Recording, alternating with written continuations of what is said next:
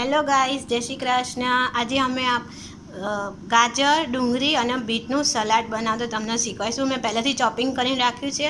હવે એમાં આપણે મસાલો કરીશું। સૌથી પહેલાં આપણે નાખીશું જીરોનો પાવડર, જે આપણે ચોમાસામાં બહુ સારું રહે છે ડાયજેશન માટે।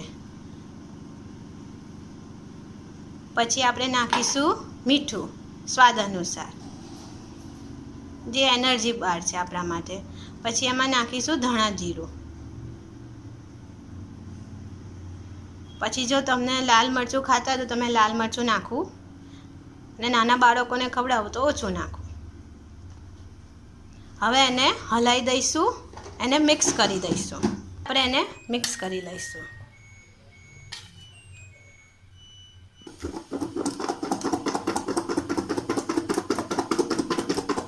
આવી રીતના બી તમે મિક્સ કરી શકો છો, જેથી સરસ રીતના થઈ જાય।